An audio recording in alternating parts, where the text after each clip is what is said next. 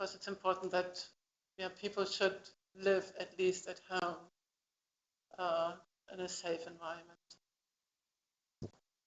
Thank you. And I can give you the contact details for the officer in Somerset who's dealing with it. It's Michael Wallace.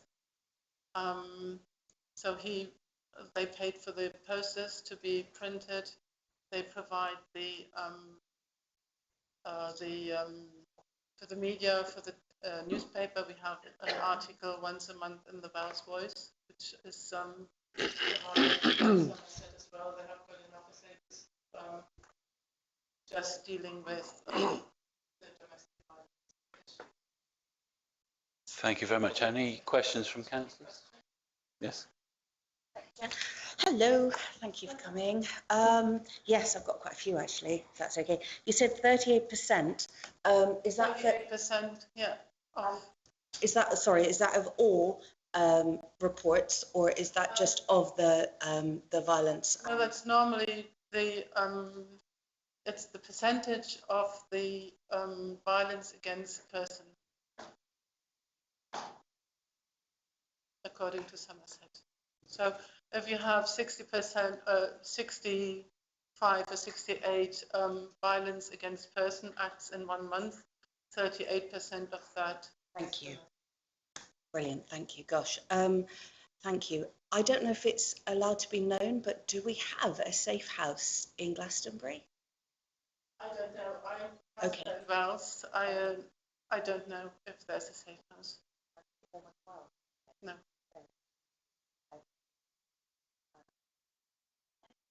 Can't really say where then. Yeah, no, absolutely. Otherwise, it's not safe house. Yeah, no, totally. It's just, if it was in a town, okay, that'd be something worth finding out. Okay, Councillor Ronnie, I wasn't quite clear how to get hold of these leaflets you're putting up. It would be good to get in contact with Michael Wallace in Somerset Council. He printed them first with the Wild City Council logo on top, so they provided those, they developed those, because there's so much information out. You don't need to reinvent yes. anything. It's just really raising the awareness and talking about it so that people feel safe to share and that things. So this is the contact for getting leaflets for putting out and around. No, that is the contact if you are experienced domestic. So where's the contact for? I will share that. If you don't mind, if you could share that with the clerk. So he can let us know. Yeah. Because then I can leaflet the town. Could I ask, did Wells City Council set up a specific committee to look at this, or was it done within the main? We have a working group. A working group. But because all the information material was already there, it took nearly a year to get to the right people, to get the right support. I tried lots of different ways before I was able to find the right person to talk to, and so that is why I would like really to share that and to share it even wider, that this issue can be really it is extremely important. So I'm imagining then if this council put forward a resolution to support the campaign and to follow Wells's example, then we could benefit from your experience in this. You can ask me, I can give you my email address, so if you have any questions, I can give you the contact details. It's no problem at all. That's fantastic. And this was your instigation at Wells. Did you start this in Wells? Yes, I did. Well, how fantastic. Very well done. I hope then that we may be able to put this on the agenda for a future council meeting. I will not be leading that meeting myself, but I certainly would like to propose that. We do. Second it. So I don't know, Connor, if we could make a note to add this as a proposal, and by myself and seconded by Councillor Serena Roney-Dougal, that we put this item on the agenda, and that the resolution would be that this council follows the excellent example of Wells City Council in promoting to potential victims of domestic violence the opportunities available to them through the poster campaign, etc. Would that be okay? So, thank you very much. Thank you very much. I am minded, actually, as this is such an important topic, to suspend standing orders and to propose that motion now, if my seconder was happy to do that. Connor, can you make a note that I've suspended standing orders and I'm putting forward this motion? Or anyone wish to speak against the motion? All those in favour? That looks unanimous to me. Thank you very much. I now reinstate standing orders and we shall move on. Thank you very much, Councillor. We will be in touch. So we now move to receive budget monitoring report.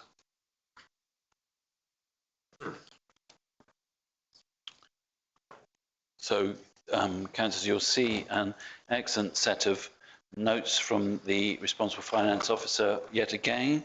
So if you have any queries against any of the items, please look to the notes first. This should be a full set of accounts, as it were, that we're casting an eye over now. So, any comments? Yes, Councillor. The from date at the top on the budget monitoring report, I believe that should be 1st of April 2022. I think you're absolutely right. If we can make a conscious note of that whilst reviewing the figures. Any other points?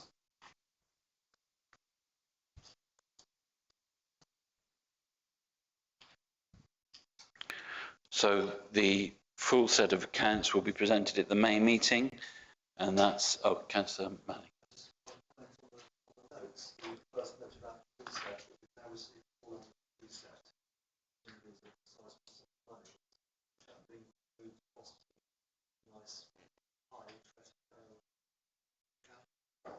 In terms of this budget monitoring report, Councillor Manning, that's actually the financial year just gone's precept. We haven't actually received this current financial year's precept yet.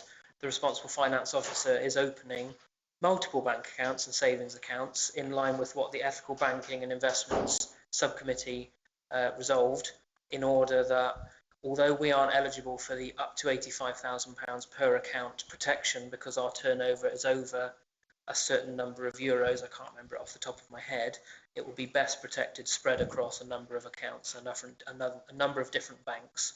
The Responsible Finance Officer is setting up those accounts, not quite as we speak, but certainly this week and next, in anticipation of receiving the precept for this financial year, which of course we receive in one lump, as opposed to in previous financial years with Mendip District Council, where we received it in two halves. Any other comments?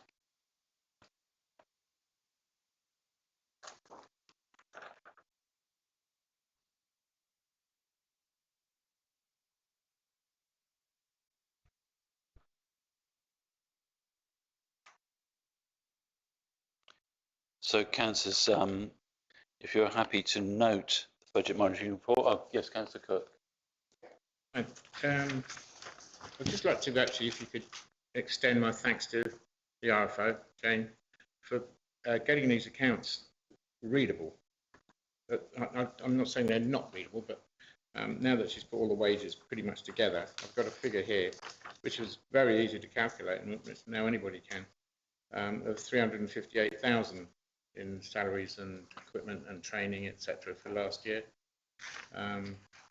You know, in consideration of the 415,000 precept, that's a bit dangerous. Only leaves about, what was it, about 34,000. But then, of course, we've got the grants and we've got everything else coming in as well, which is good. And I've, you know, I noticed that that'll be my next target. You know, because there's some that are, you know, not very good. I mean, obviously, hopefully the town hall itself will start to improve. But I am impressed with the car parking. It's gone up to 147,000 income. Sorry, 142,000. Yes. It was 100 and Was it 13 something last year? 120, that was the most, wasn't it? So it's improving somehow. Is that because we put it up? We haven't put it up yet, have we? No, we haven't put it up yet. The vote that we took to increase will be in this new financial year that we're entering into now. That's an interesting figure, that. Still got to spend the 60,000, haven't we? On the car. Yes. That should, by your calculations, was somewhere in the region of an extra 30 to 40,000. That's right. Excellent. So we should be on course now with our current increase in the precept. So we're back to 0% next year. Well, Councillor, that's for us to decide next year, of course. Isn't it? Yes. Yeah. Okay, thanks very much for that. Thank you, Councillor. Any other comments? Yes, Councillor Lockman. I have one question which maybe I should have asked Jane about before. Under note 5, grants, there's £4,500 received from Druids for trees. My understanding is the National Trust planted a blossom circle up on the Tor, and there was a proposal that this money be used to finance that. So I just wonder whether the money is owed to the National Trust for their blossom circle they planted up on the Tor. If necessary, I'll ask Jane about it. But Conor, will you be able to speak to this? Yes, I received communication from, on behalf of the Druids, alerting is the wrong word, informing me of the Blossom Circle being planted by the National Trust, and that could be a possible use of the money. I haven't had anything further from either the Druids, their representative who was communicating with me, nor the National Trust.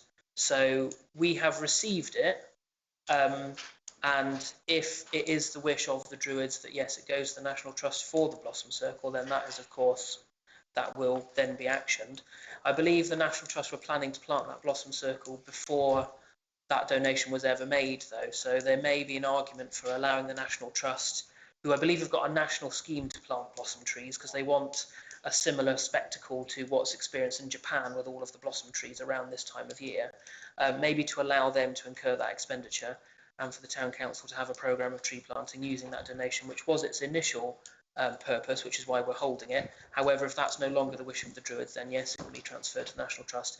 I just need to be directed in either way. Thank you very much. Any other questions or notes? Councillors, you will note that the full accounts will be presented at the main meeting when all the other sort of variables will be taken into consideration. But we will certainly be on course for getting back into some sort of financial resilience, should I say, by the time we get into the next year. So thank you very much. And I think that we should follow Councillor Cook's example and as a council extend our thanks to the responsible financial officer, if that could be noted. Thank you. Yeah. So we now move to the schedule of payments. Councillors, these are in your papers. Any comments or observations? Yes, Councillor White. thank you. Item 2336, Oakford Archaeology, basketball courts watching brief. Yes. I'm unsure, So that, Councillor White, was included within the Section 106 money. However, owing to annual leave and illness, we were quite late in receiving the archaeological report, which on one hand, thankfully, said, no, we didn't find anything. On the other, it's a little bit of a shame. But we were late in receiving that report. However, we did know the findings because they informed us on the day when they watched the excavations, and the invoice and report were late. That's why it's come to this meeting. But it was included in the calculations that went off to then Mendip District Council for the Section 106 money. Yes, Councillor Cook.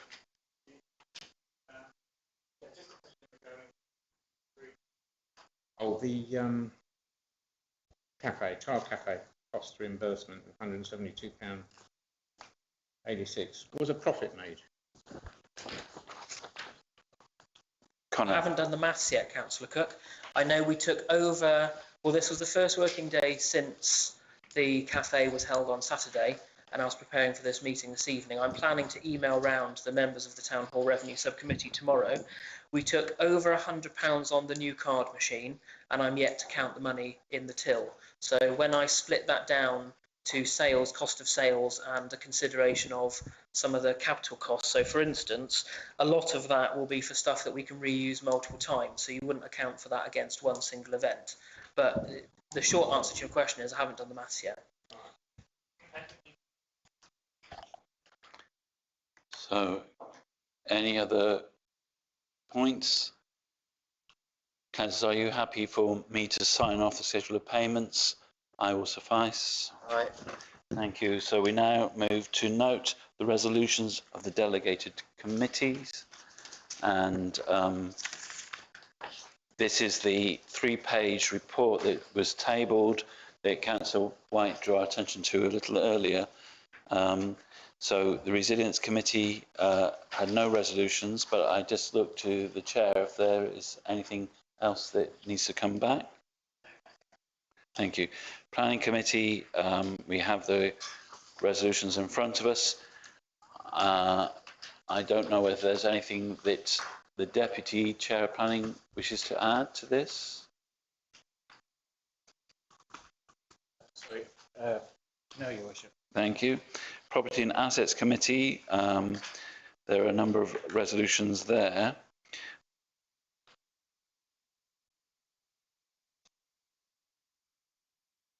It looks as if we may need to take into account the following recommendations on page, at the bottom page 2. They need to be resolved by this council. Sorry, I haven't got a copy in front of me, Your Worship. Which page is that? At the bottom page 2 there, the recommendations from the Property and Assets, or have they got delegated powers to deal with those? No, but I believe that Property and Assets had delegated powers to resolve those. So the above were seconded by Councillor White and resolved by majority. Thank so you. I think that's where some of the confusion set in earlier. So the only one that wasn't really a decision was a recommendation to the Staffing Committee regards employing someone to oversee the operation and development of the tribunal as well as the information centre. Thank you very much. So that's just for us to note, councillors. The Youth Committee was postponed, and there are no resolutions from the Town Hall Revenue Subcommittee, and we've just heard back that it sounds like we did have a successful bar day, but we still await the scores on the doors, as it were. Any comments on those before we move on? So we now receive updates on the advisory committees and consider recommendations. So we have the Neighbourhood Plan Advisory Committee, no recommendations. We did meet with the consultants, and it's been a very productive meeting. We're scheduling another meeting, I think it's on the 11th, so that's in a couple of days' time. The Arts, Culture and Events Advisory, oh yes, Councillor. That 11th May. 11th of May, yeah. 11th of May. Yes, sorry, 11th of May. Thank you for correcting me, ahead of myself. There are no recommendations from the Arts and Culture Events Committee, but we are moving forward with the celebrations for Beltane and then for the coronation, and it looks like it's going to be quite a very full-on early May by all accounts. And Glastonbury in Bloom, no recommendations. Councillor, would you wish to speak to the seminar that was held in Town Hall? The seminar that was held in the Town Hall was extremely successful. I think everybody enjoyed it considerably, and I think we earned a lot of brownie points. We had a lot of information from the South West in Bloom Committee, which gave us some pointers as to how they do the judging and what are they looking for. And one of the things that came out of that was following on from the Avalon Sunset, which is going to be the theme for the colours this year. We're also including something along the Arthurian trail as well. They are looking for myths, they're looking for legends, they're looking for participation.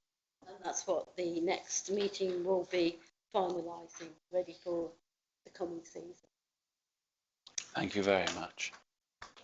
And it was a very splendid day that we had. Neighbourhood Plan Advisory Committee. Oh, am I on the right one? Yes. I thought that was in. Oh, okay. So no recommendations. The Climate and Ecological Advisory Committee. Thank you, Ready Councillor. to go. So before we come to the thing that's written down, let me just give you an idea of some other things that came up at the meeting. So one person from the group, from many months, maybe over a year, 2 years, used to clear litter with a group once a month around the greens and footpaths around Glastonbury, and she was hoping that maybe the council could help take that job on, and nobody was able to, and she's moved on now to the Bear Cafe, which is excellent work, and that's her once a month thing. And she was wondering if there's any way that we can somehow get somebody to organise regular monthly clearing of the litter in the greens and the footpaths, because they are foul now that she's no longer doing it. And as a tourist town, it's just shocking, actually. You walk down Portugal Drove and it's just awash with paper bags and plastic bottles and cans and everywhere. They're just everywhere. So I don't know if there's anything we can do, but maybe this is something that we could debate at a future meeting. Maybe property and assets would be the right place to debate it. But anyway, it's her heartfelt request. She can no longer carry on doing it. She was doing a wonderful job while she did, and it needs doing. Yeah. Okay. On this, I've always wondered whether or not it was possible to use people who have to perform community payback duties for this. I mean, that might require negotiation with police and courts, and it may be that there would be health and safety issues associated with it, but I've always thought that if such people were given an opportunity to pay a ridiculously large fine or do a number of hours of that, they might go for the hours of picking litter. I mean, it's commendable that people go around doing it and picking it up, and they shouldn't have to do it. And it seems like a perfect, elegant solution to the problem. Thank you. Councillor Henderson. Yeah, I was going to echo what Councillor Much said. Bert used community service people to do a lot of the clearance down at the Beckery building, and I think they were used also to clear the weeds that were creeping over the pavement on the bypass, which is immeasurably better now. You can actually see the pavement and get to. So yeah, I would certainly say we could find out from Bert, or even Connor might have because I know the previous town clerk was in touch with them, so we might have a number there.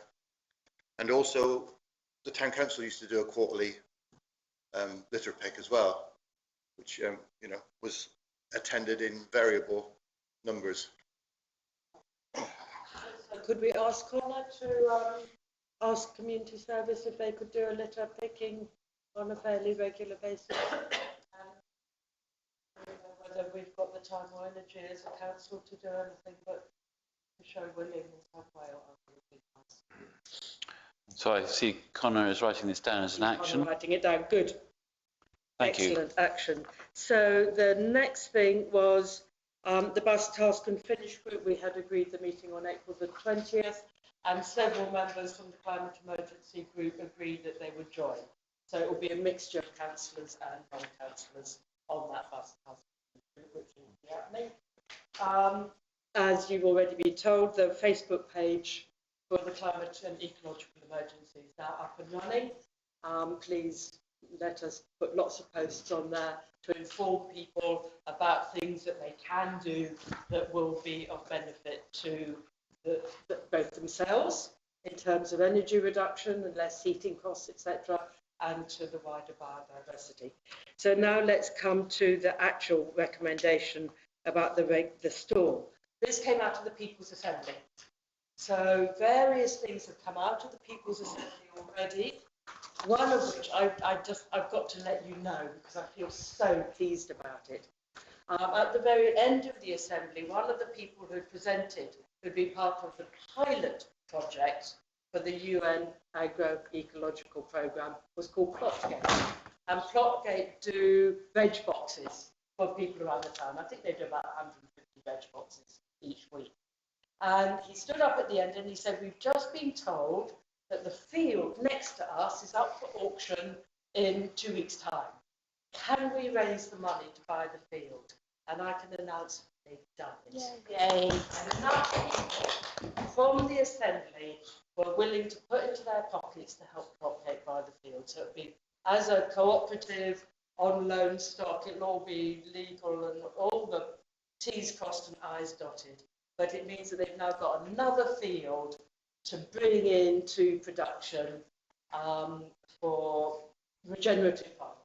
So that was a real positive. As a point of order, I am a founding director of Plotgate, so I need to declare that, right? Well, I'm just telling you the wonderful news, in case you haven't heard. And then the other thing that has come up was this idea from Robert Macbeth.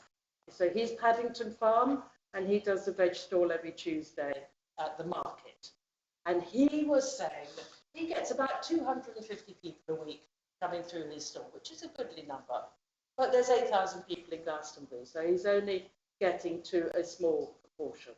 And he was wondering if this council would be willing for there to be a Thursday late afternoon, early evening stall so that people who work could get to it, because obviously Tuesday morning is only for people who aren't actually out of work. And maybe we could have it on the terrace outside St Dunstan's house. That was a thought, that's a place where we could have a stall without being involved with the car parks and all the rest of it. Now, I'm thinking of this lady who spoke about doing monthly markets, and we used to have the farmers market on a Saturday.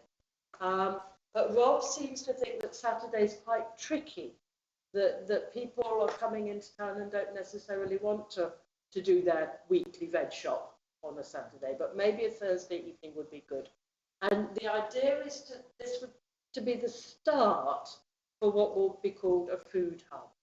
And at the moment, any surplus left over, we'd have the key for the fridge and it could go into the fridge for people to pick up the next day. But maybe in time, when St Dunstan's house is up and running or whatever, surplus could then be cooked up and meals could be made for people at a very cheap rate, and people could have a hot meal out of the surplus. So these ideas coming forward, how to make better use of the food that is being grown, to look after the people in Glastonbury so that they can have locally grown food without all the food miles of supermarkets, and you know, generally be of benefit to the people of Glastonbury and the 14 parishes around us in the 5 Mile area. So that's where this recommendation is coming from the People's Assembly. One of the things coming from the Assembly. Thank you very much. I wonder when the next meeting of Property and Assets is. I think it would be a Property and Assets one, yes. I think, Your Worship, off the top of my head, it's the 26th of April. So is there enough time to put this as an agenda item? Yes. Then we'll put it as an agenda item for the Property and Assets to consider. Thank you very much. Thank you. Does anybody have any questions or comments they want to ask me about? Sorry if I missed it. Where is the market? Where is he proposing to start? He was asking if we could have the terrace outside the front of St Dunstan's house. That's what he was asking. Yeah, no, that's great. But I think it will come up. There's an FF meeting on the 11th of April, 11th of May, I mean. 11th of May, yes, we were on the 11th of April. In a month's time. There's one on the 2nd of May. 2nd of May. The final, 11 till 1. At 11 o'clock in the morning in the town hall. And that's where you'll be feeding back, Indra, all the forms that people... Great. Thank you very much. So we will now move on, councillors, to consider motions, and we have one motion 11A. So I'd like to ask Councillor Locobandu as a proposer to speak to this motion, please. So the motion is, you've probably seen, that we appoint an official drummer for specific occasions, and this should be offered to Lydia Light as the first holder of the post, which would be by honorarium and mirror the arrangement currently in place for the mace bearers and the official bagpiper. And I was thinking, one of the important functions for us as a council is to mark important occasions. Most important occasions involve a ceremony of some sort. Most ceremonies involve, or many ceremonies involve, a procession of some sort. The last one I did was up to St John's Church for Remembrance Day, I think. And I think every procession, or every good procession, involves drumming. And I was also thinking the next important occasion coming up, apart from Beltane, is the coronation of King Charles III. And he's particularly asked us to recognise and honour volunteers in our community. And Lydia has been, in effect, the long-standing volunteer drummer for the town for many, many years. So just felt a very nice opportunity, even an overdue one, to recognise Lydia's contribution as the town drummer and to kind of formalise it or regularise it in some way.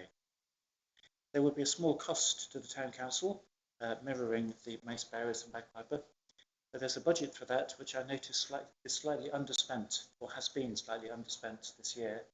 So I'd hope the cost would simply be absorbed into that. So that's the motion.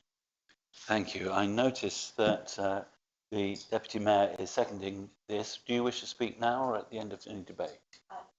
At the end, thank you. Thank you. Anyone wish to speak against the motion?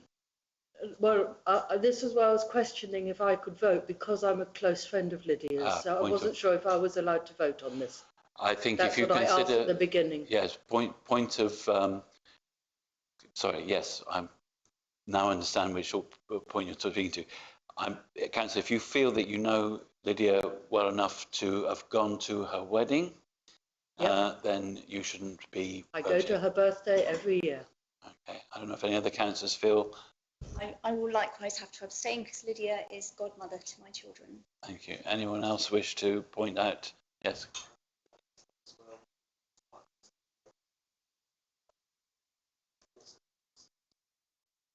Thank you. So, thank you, Councillor. Now, anyone wish to speak against the motion? Yes, Councillor Osborne. Yeah, I'm really shocked at the tone deafness of this motion. People are struggling to pay for basic commodities. And yet, you know, this suggestion is let's add another court jester to the parade of bagpipers and town criers that make up the kind of absurd cosplay that we see in the high street every time there's any kind of celebration. It makes Marie Antoinette look like an empath. It is absolutely, I'm just struggle to understand. We have been roasted over and over about the mural in the town hall, which at least might be argued to bring in a bit of business into renting the building. But this does absolutely nothing, and I would call upon all councillors to oppose it. Well, thank you very much for your observation, Councillor. Yes, Councillor Cook. Yeah, further to that, does it really, is it really good value for the precept plan? Is it really? I mean, if she comes and volunteers and does stuff anyway, then fine. I don't know the woman. I know she's 70 today, isn't it? Or yesterday. But I mean, why are we paying her suddenly? Why have we got to pay all these people suddenly? I thought the whole thing used to be that you would be proud to go and play for the council or for somebody, but not as an honorarium. I mean, Craig Heggus-McFarlane, yes, I can understand him because he's very difficult to get hold of. There are not that many events. I mean, he's only done, what, 2? So, yeah, but he has got recognition and talent. There's no doubt about it. But, I mean, a drummer, I mean, I'm not belittling it, but when you talk to a lot of locals about drumming, I mean, we've got summer coming yet.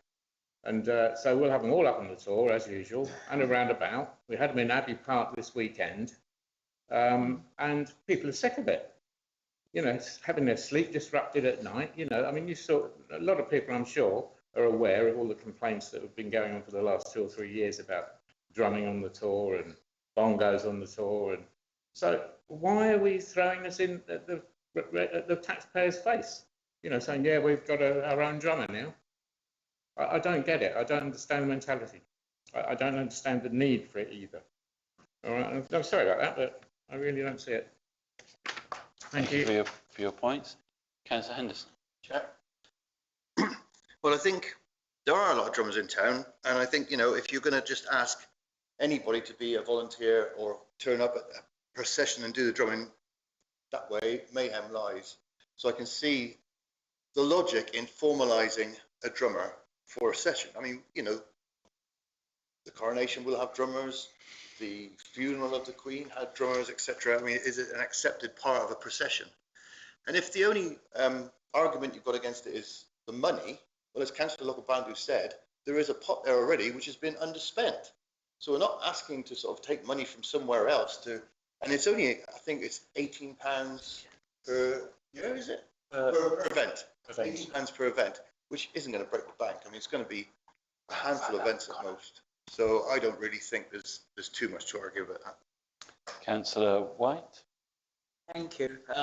Yes, there's a big difference between having a processional drummer and whatever we call it, a sort of music sessional drummer. One thing that I've noticed in the year or so that I've been back is Lydia has a remarkable sense of timing. So when we have a procession going, and I'm thinking in particular about when we went up the tour for the lighting the beacon, she could understand the speed of the whole procession from back to front and stopped and paused accordingly. And she's very, very good. So she can sort of think in different tempos. And I thought she's good.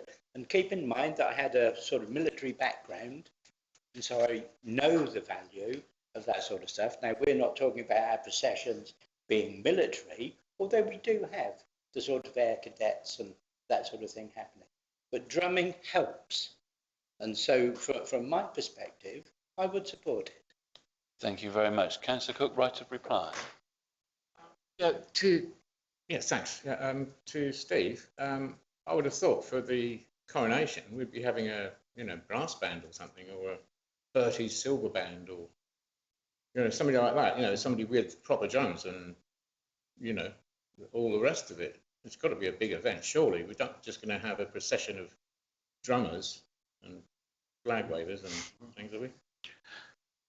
So, yes, Councillor.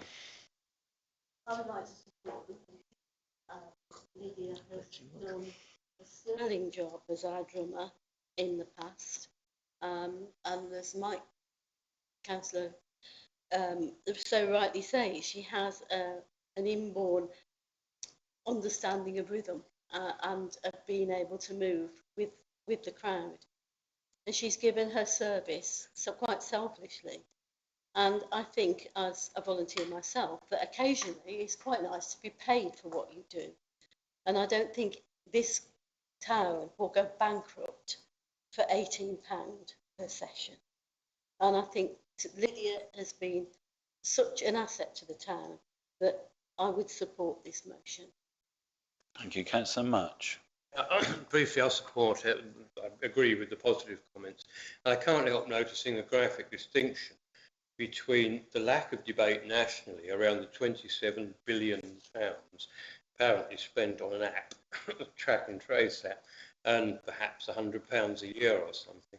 There's a great danger. I know we're not the government, we're a town council, but there is a danger of losing perspective when it comes to the allocation of money.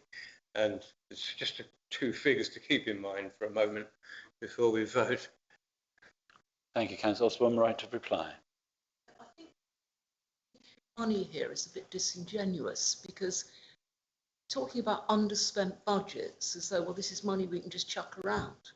It's a bit like, I think there's something about when the new mayor's chain came from public subscription and something called the Mayor's Fund, which had been underspent. The thing is, all this money is actually public funds. Whether it's been underspent in a different year or not, whether it's been called the Mayor's whatever, it is money that we take from the public. And that should not be spent lightly, even in small amounts. Oh yeah, 18 quid doesn't sound like much, but when you add it to all the other things we use to chip away at the funds, then it builds up. And I am really concerned that the people of this town are becoming increasingly unhappy about the way this council is spending money. And I believe that it's right that they should be concerned. Thank you, Councillor. Anyone else wish to speak to this? Before we move on, I think it's a very valid point that Councillor Cook raises about the coronation procession, and surely we contribute towards Glastonbury Brass Band. One would imagine that that may be the likely place for a band to come from. Conor, would you wish to speak to this at all? I can do, thank you, Your Worship. Just for clarity, it doesn't really make a difference to the debate. The honorarium was increased this financial year to £20 per appearance, but that doesn't make much of a material difference. In terms of having a brass band at the coronation, I was going to announce this to the Arts, Culture and Events Advisory Committee tomorrow evening, but I may as well do it now. We were successful in receiving £3,100 of National Lottery funding to go toward our coronation celebrations. That rather specific amount of money was because last year for the Jubilee we received £6,900, and the specific pot from the National Lottery you can get £10,000 in one calendar year. So that added to the money that was put aside in the budgeting process for the coronation, which off the top of my head I believe was £5,000 in our budget for this financial year. I'm going to have to get used to saying this financial year now rather than next.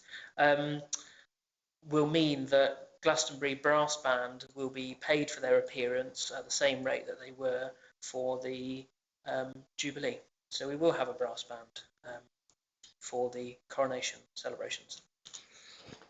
Thank you very much. So, Councillor Cook, although we will have a brass band, they will be being paid.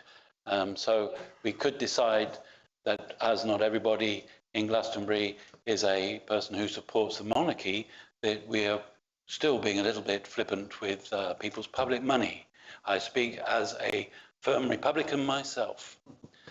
Yes, Councillor. Thank you. Yes, so speaking as somebody who has been doing an awful lot more than they possibly would have chose to of parades in the town, I have always been grateful to be flanked by Craig with his bagpipes and the drums. Parading without much noise is actually quite scary and not much fun.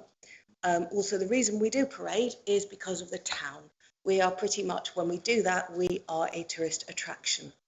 When it comes to the town crier, many towns our size would have this pomp and ceremony, and it's unfortunately it is just one of the things we are doing.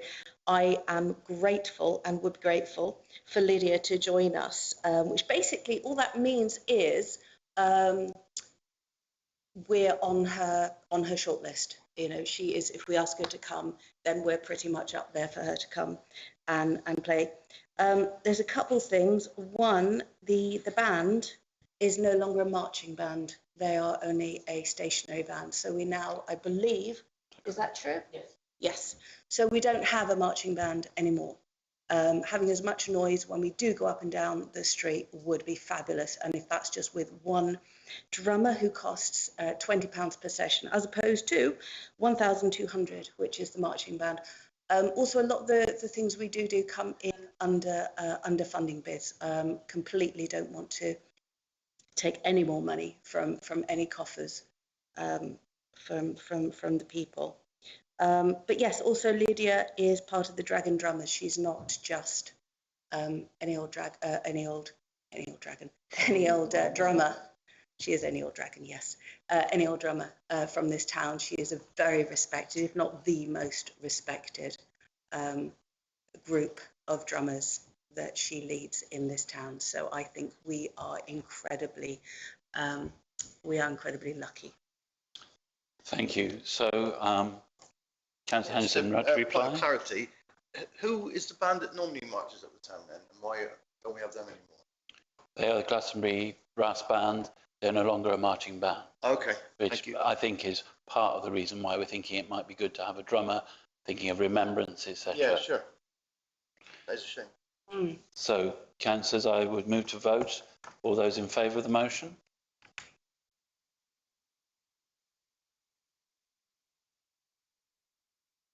I've got that 7 members in favour, Your Worship. All those against? I've got that 3 against, Your Worship. And abstentions? 3. 3 abstentions. So that carries. Thank you very much. We now move to consider increasing the annual grant for the tour bus. So there is a paper here, an email printed out, or you may have with your electronic notes. Conor, would you wish to speak to this? Yes, thank you, Your Worship. If I may furnish the email with a little bit of colour.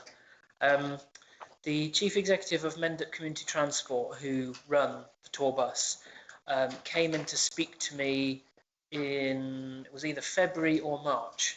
So unfortunately, he missed our budget setting process. He wasn't aware that we set our budgets in November. He came in to speak to me, and I knew he wanted more money for the service because he wouldn't tell me what it was about before he came to meet me.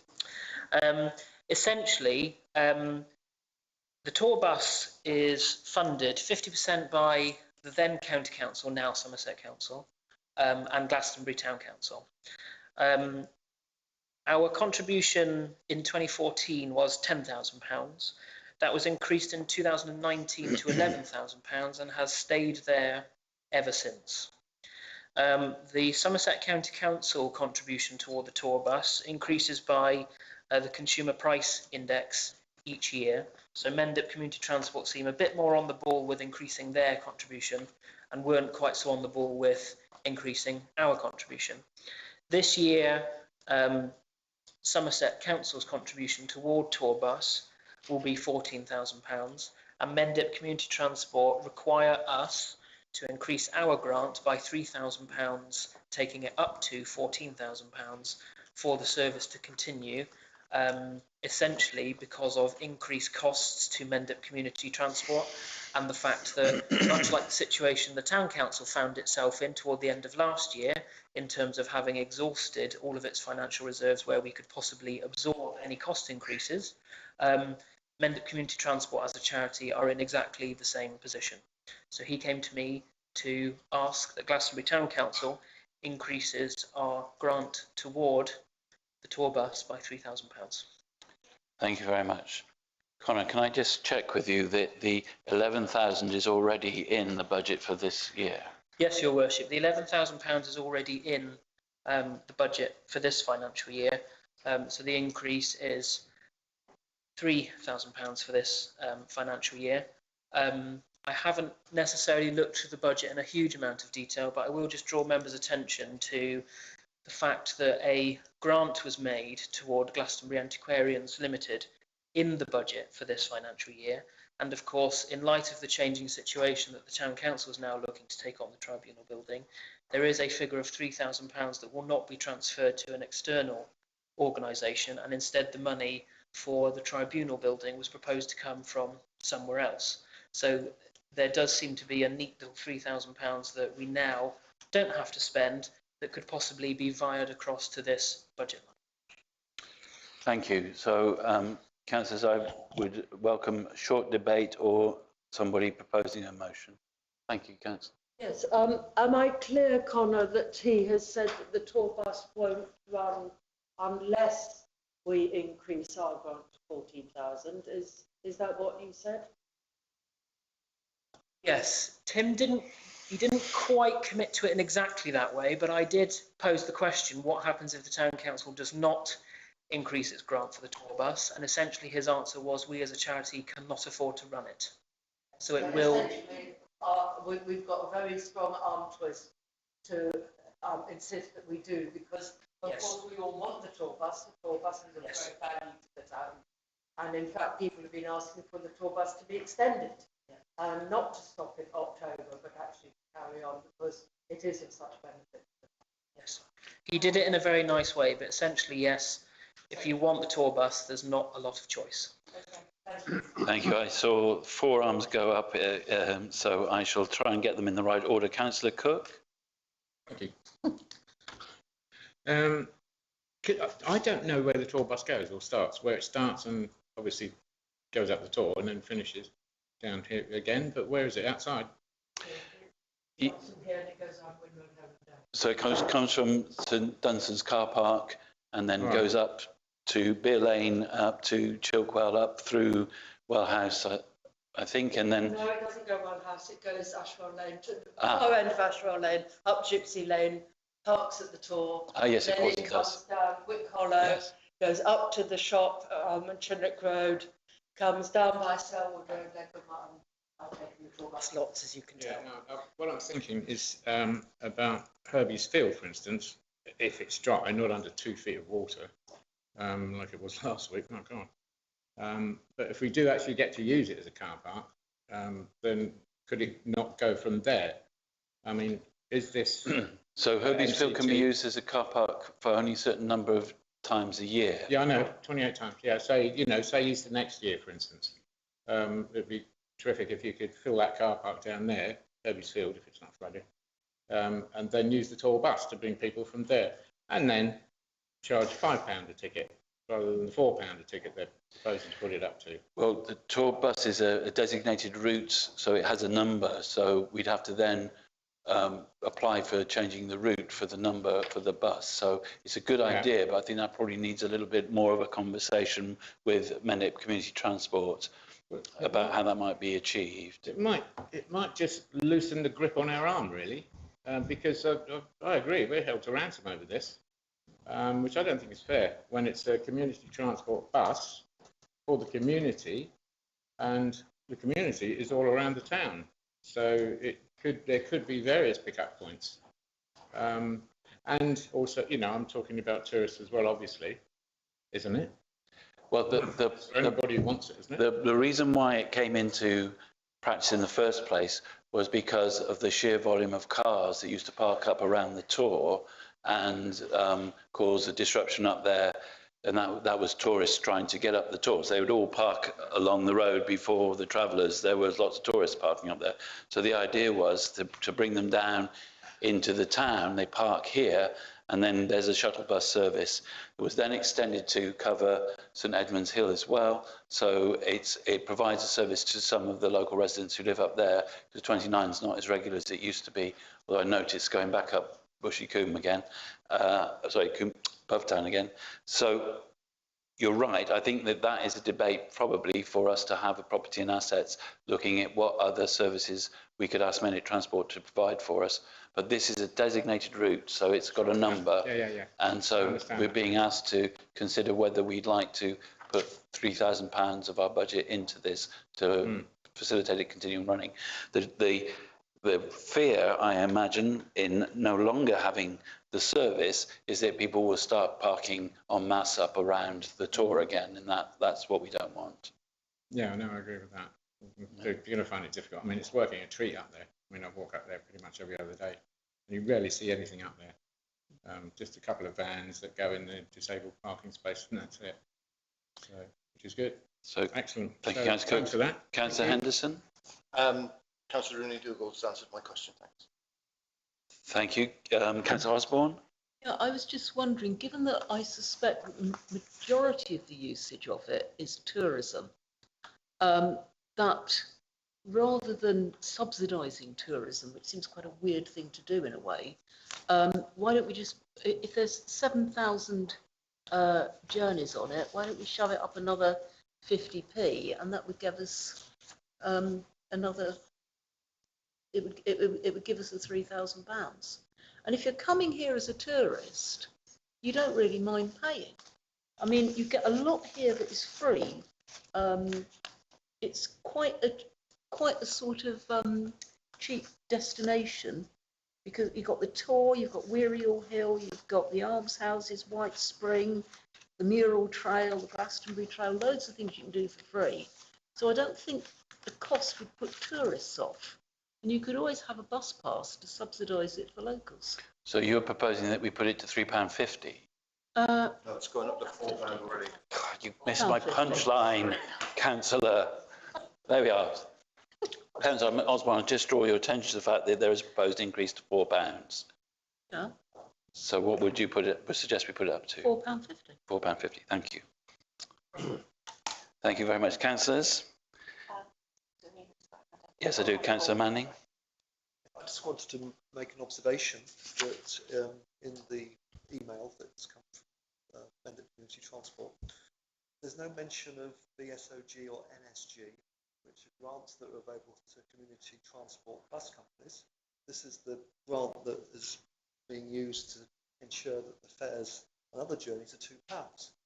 And it may be that if they had applied for this grant, then very good point. we would be in this situation.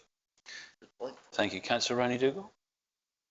Well, I'm totally in agreement that we give the extra 3,000 because it's such a useful bus, not just for tourists, but also for people who live on Windmill Hill, who use it for their shopping. Because every half hour they know that they can go out and get a bus, come downtown, do their shopping, and then get a bus that will take them back home again. And lots of older people live on Windmill Hill, and it's really difficult in the winter when you don't have space. So it serves both for tourists and for the locals. But the wider discussion that Rick was proposing, and I think we should have a discussion about, because it's come up again and again, particularly with regard to the town deal and what we're doing out at Bride's Mound, what they're doing at the Red Brick, what they're doing at the Bailey's building, that for us to have a tourist bus that will serve the wider area rather than just the Tor.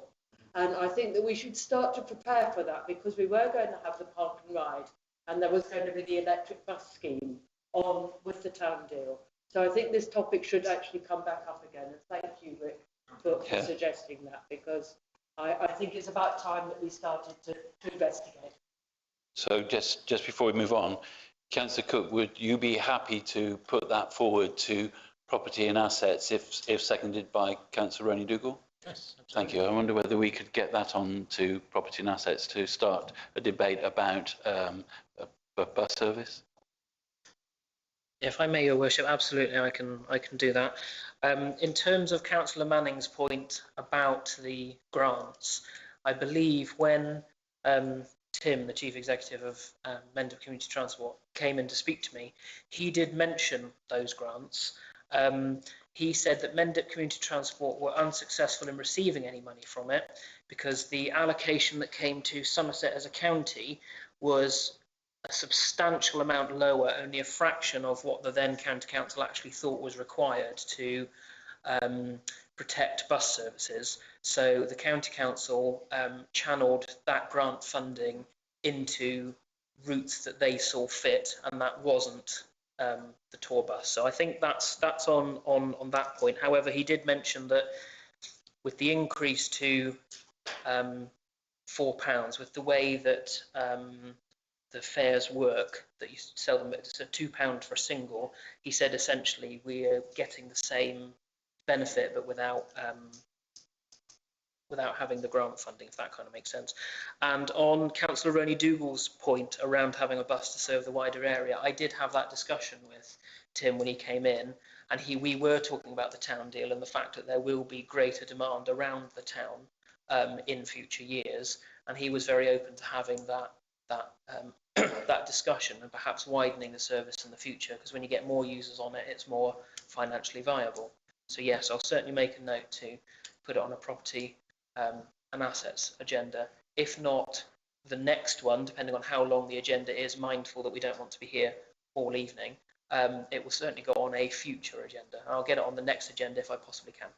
Thank you. Thank you, Councillor Cook. Councillor Ronan Dougal, Councillor Napper, and then Councillor White. Thank you, Your Worship. With reference to these 28 days that we can use Hervey's Field, I just wonder whether it follows that we can only use half the field because the other half is planted. So therefore, does it follow that we can double up on the 28 days? Councillor Napper, I love your thinking. Let's hope that that is the case, but I have a sinking feeling, excuse the pun, that we won't be able to use the waterlogged bit. What my contention is that these 28 days, we can't use it any more than 28 days, but we've got a fantastic field down there which we could use a lot more.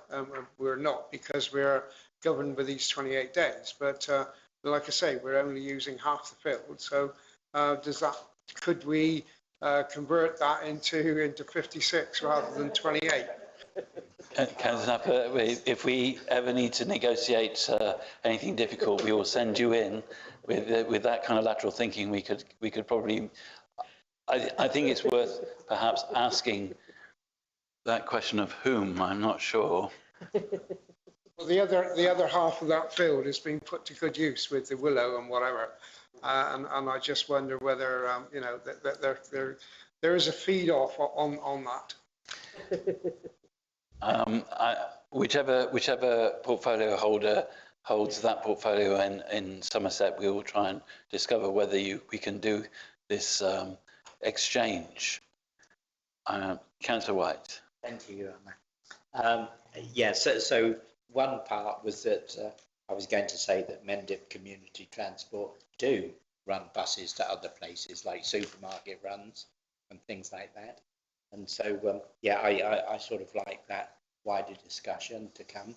And the other thing is that, as we've mentioned, the town deal, I'd like to say that myself, Councillor Manning, and your good self are members of the town deal board. Thank you. Very good point. If we can just make a note of that. Yes, Councillor. I would like to propose that we go to vote, and I would like to propose that we support the increase to 14,000 from the present 11,000, so that the tour bus can keep running. Is there a seconder for the proposal? Thank you. We've had quite a debate, so I'll just move to vote. All those in favour?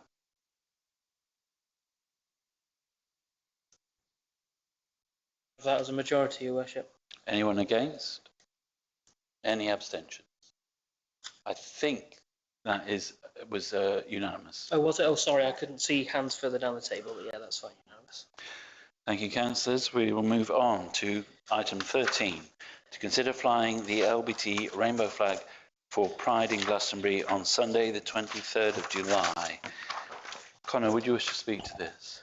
Thank you, Worship. I was contacted by members of the public who are organising an event on the Market Cross on the 23rd of July 2023, and they reminded me that the Town Council flew the LGBT rainbow flag last year for the event, and they're asking whether the Town Council would consider doing it again for that day or for a longer period of time.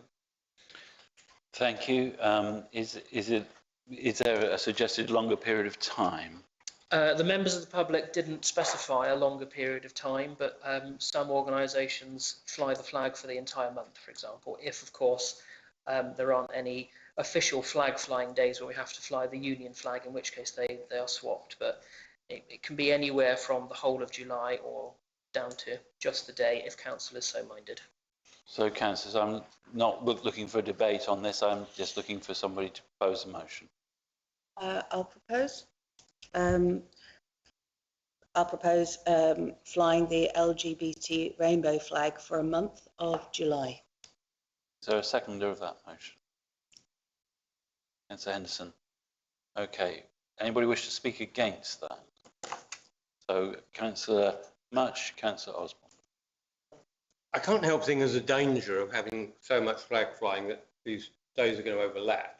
It's a bit like the whole ribbon principle. People are remembering things so often, they get smothered in the things and your lapels aren't big enough. And so I'd be in favour of a day, but a month, overdoing it a bit. Just a matter of proportion, really, rather than principle. So do you wish to propose an amendment to the motion? An amendment to make it a day.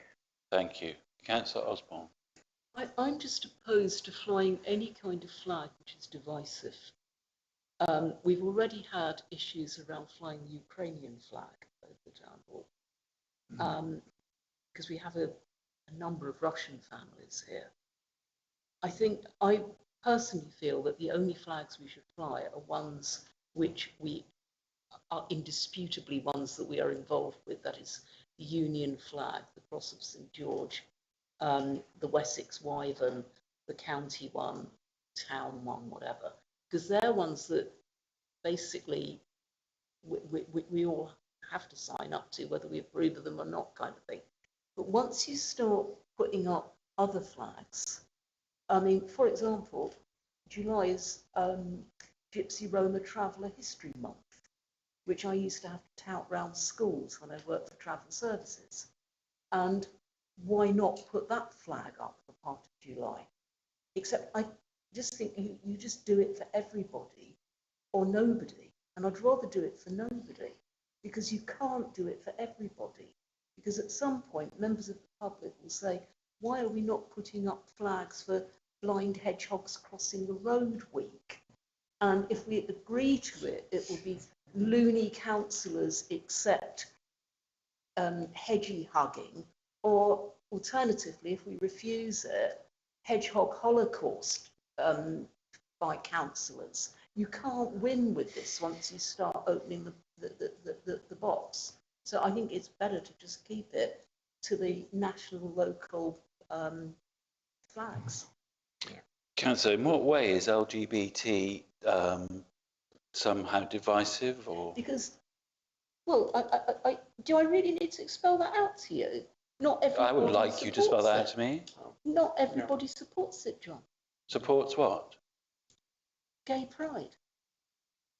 Muslims, for example, find that concept very difficult. It is something which carries the death penalty under Sharia law. We're not under Sharia law. We're not. But I'm just saying that we have a substantial Muslim community, as you pointed out, Councillor White, in your ward. For some people, it's not something that is easy for them. And once you start it, you have to do it for everybody. That's my issue with it. You know, it's not because I'm homophobic. I'm not. In fact, you know, but I wouldn't want other flags up either. I think once you start it, it's a sort of slide down into, you know, where do you draw lines? And there will always be somebody who's offended by something, trust me. Thank you. Councillor Henderson. Yeah. Well, I think for the start, the reason we're discussing this is because we've been asked. So it's not like we're going to be putting flags up every weekend. It's just this has been asked. We didn't do it last year. It was also something that Mendip Council supported. On reflection from Councillor Much's comments, I tend to agree that maybe a month is a bit long, although I did support the proposal. So maybe we could suggest to include the 23rd of July, maybe from the middle of July to the end of July, so like a fortnight. Would that be a compromise that people would be happier with? So, Councillor, are you suggesting a second? I know there's no second. Well, I was going to ask. Yes, thank you. If we could change our original proposal. So before we do, Councillor Much, you proposed that we do it for a day. Are you happy to withdraw your suggested amendment if Councillor Henderson's suggestion for a fortnight is acceptable to the Deputy Mayor? Make it a week. It's not an auction. So, okay, councillors, this is getting a little bit complicated. So I'm looking forward. We've had a suggested month as a proposal, which has been seconded. So first of all, we need to find out whether you would like to change that at all, councillor. Yes, thank you, Chair. I will change that to either was it 1 week or was it half a month? If I could just butt in. Yes, please. Councillor Mullins just pointed out the 23rd to the 31st of July is just over a week. why don't we have it from the 23rd to the end of July? Would that satisfy? So, Councillor, are you happy to change your motion to that? To that, yes, change. Thank you. Who seconded the original motion? Are you happy? You're happy. Thank you. So, yes, Town Clerk. Sorry, Your Worship. I just, on the point of where do we stop in terms of flag flying, there are actually national rules around what flags we are and are not allowed to fly. So there's a number that you're allowed to fly without the consent of the planning authority. In terms of flags that do not require consent, provided they meet certain criteria, the rainbow flag, comprising of 6 horizontal equal stripes of red, orange, yellow, green, blue and violet, is one of those flags that does not require consent, provided it meets those criteria. Obviously, flags outside of that and outside of the ones on this list, which the Town Council follows, we would have to get permission from the planning authority if we wanted to fly them anyway. So this is an example of a flag that we are allowed to fly without consent, provided it meets those restrictions, which is where I would generally suggest the Town Council draws that line, flies the flags that we're allowed to without gaining consent. That was just on the point of where might the Town Council stop. Thank you. So, Councillor Much, are you happy to withdraw your amendment now that the proposal has changed to just over a week? Thank you. So the amendment's proposal is withdrawn. I propose we move to vote. Yeah, absolutely. I just have an update. Because I was going to suggest actually we do the rest of the month, the other half with the Gypsy Roma flag, but I've just found out it's in June. So I'll be proposing that at the next one, that we fly the Gypsy Roma flag. And in fact, sorry, I know we're going to vote. Also afterwards, I'd like to propose Earth Day, 22nd of April, we fly the Earth Protector flag. Well, yes. So, but let's not muddy the water too much, Councillor. Let's first of all just deal with the matter in hand. Move to vote. All those in favour of the proposed motion?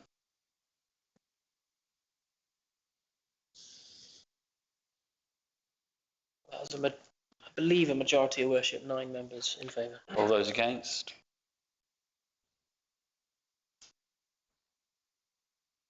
And any abstentions? So 1 abstention, 2 against. Thank you. So, Councillor, what I would suggest is if you wish to bring anything else, perhaps at an appropriate time, put it on the agenda for another meeting. Is that okay? Thank you, Chair. Yes, no, it was just that Earth Day is the 22nd of April, so we wouldn't have the next meeting. Sorry, that's why I was bringing that one up. Well, as you brought it up under the flag flying, would you like to speak to that now? Yes, may we please? And I'll go with 1 day here. That's fine. Would you like to speak to this, actually, Claire? Thank you. April 2019.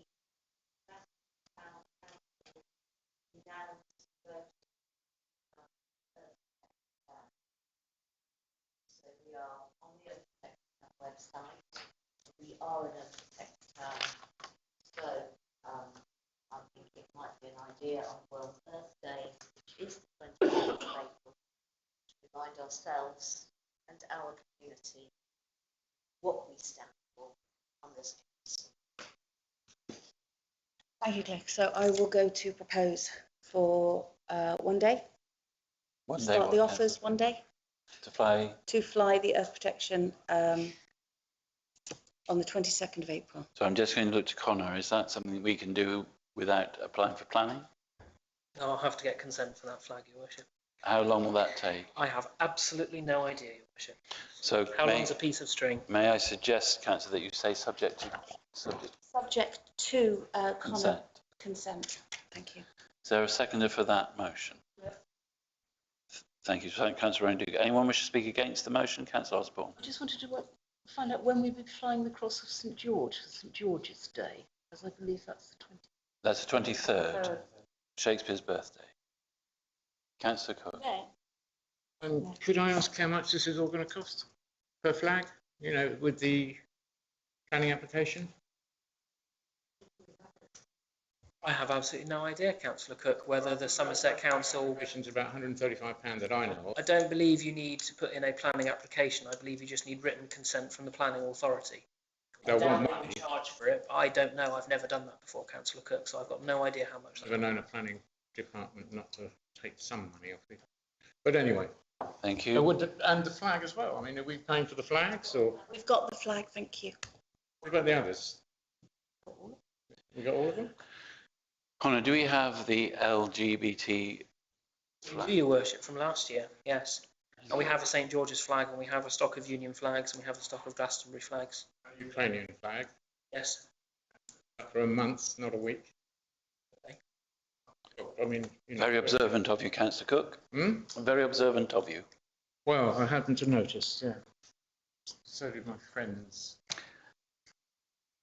So, councillors, we have a proposal that's been seconded that we fly the flag on the 29th of April and subject to the... 22nd. I thought you said. Oh, 22nd, sorry. 22nd of April. Subject to consent. Move to vote. All those in favour? Majority, your worship. All those against? And any abstentions? So 3 against. Thank you very much. Thank you, Councillor.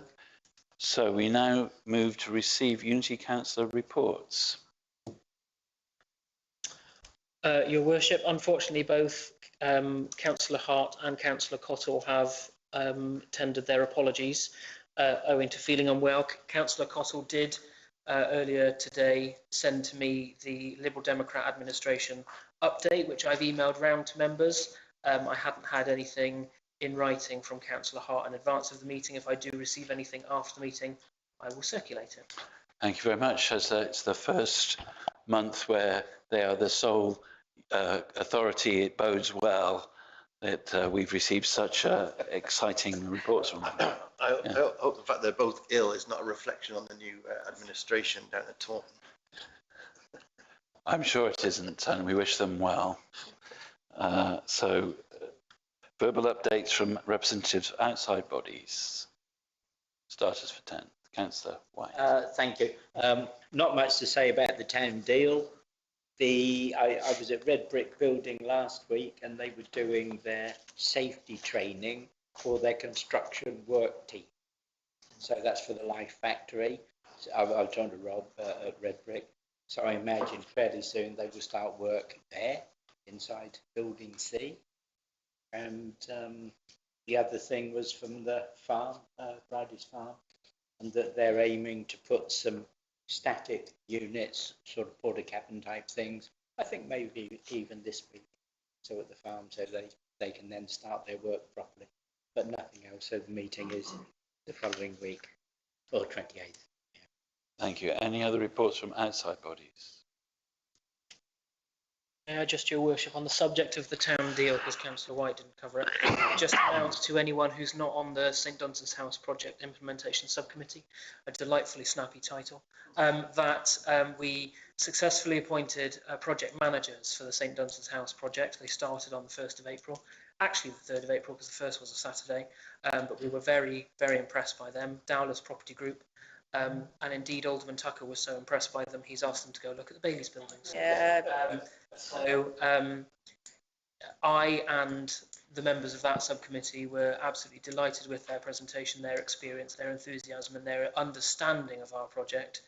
And I've given them a full induction to the project, provided them all the contact details that they will need, and they have made a start. They are covering the project management from the construction and the rest of the project point of view. They are covering additional fundraising, and they are also covering community and stakeholder engagement. So we were very, very pleased by them.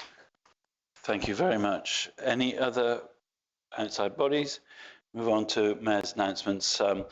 What I would say is that it would appear that although unfortunately some people are still catching COVID, it is well and truly been banished from the civic calendar, and the civic calendar itself is very active at the moment. It feels very much as if it was 2016-17 again, and I can only say that it bodes well for any incoming mayor we may have in May. So they're going to be quite busy on our behalf. The standouts for the most recent times for me was the inauguration of the High Sheriff. They've been installed in the Wells Cathedral. It was an extremely popular event, I would say, and the great and the good were there. And there was also a ceremony for the outgoing district and county council. Quite an interesting service was held in which all of the chairs of the councils symbolically laid their chains of office on the altar in a kind of almost sacrificial way, you could say. Quite moving for some people. I didn't find it moving at all, but it was a very interesting event. So we now move on to communications and announcements. Your Worship, if I may, I've got a few communications and announcements. Can I just mention to members of the staffing committee that there will be a staffing committee meeting on the 17th of April. That's a new date that you won't have had in your diaries because everyone, including myself, forgot about the one that we set at the end of the last staffing committee meeting, and there hasn't been anything to discuss. I set that date with His Worship the Mayor, so that will be on the 17th of April at 6 p.m.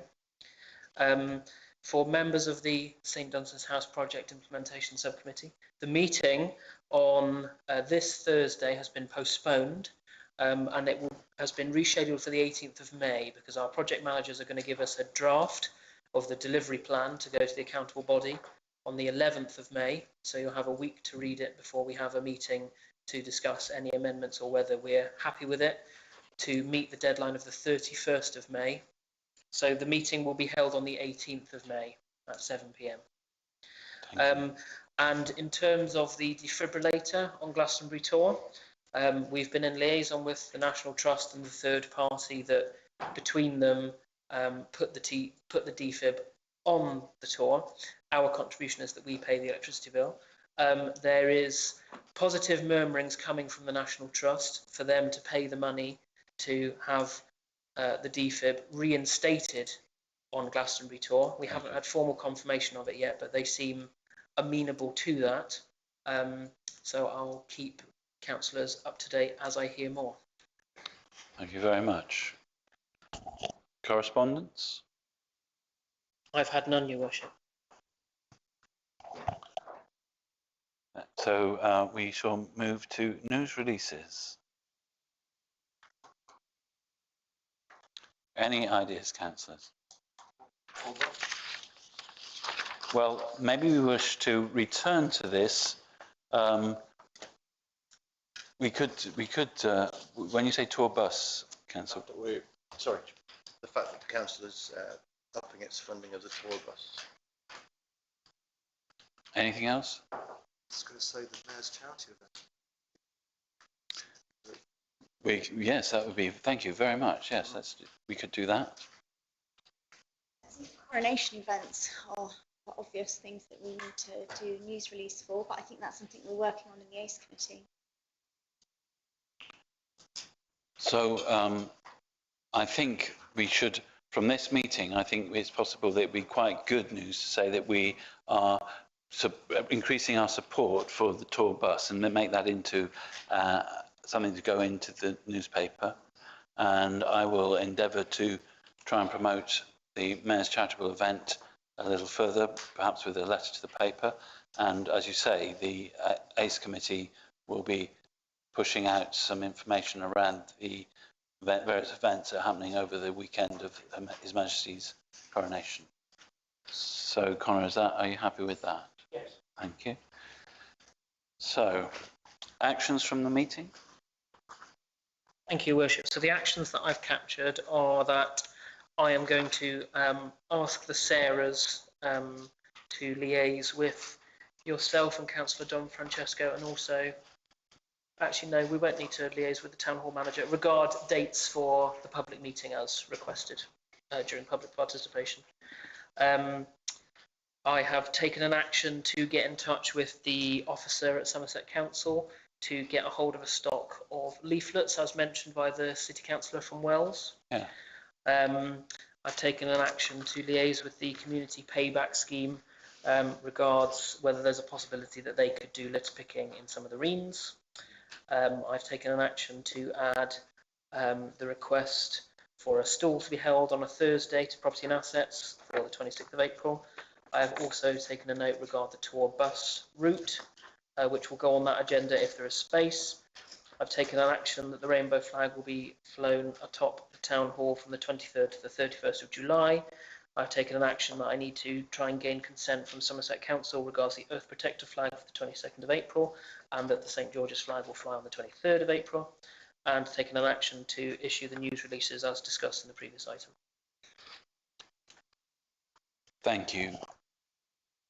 So, councillors, we now move to item 21. In accordance with the Public Bodies Admission to Meetings Act 1960, amended by Openness of Local Government Bodies Regulations 2014, the press and the public will be excluded from the following items due to confidential nature of the business to be transacted. Thank you. So I'd like to ask if members of the press and the public will be able to leave now, as we have a confidential item. Thank you.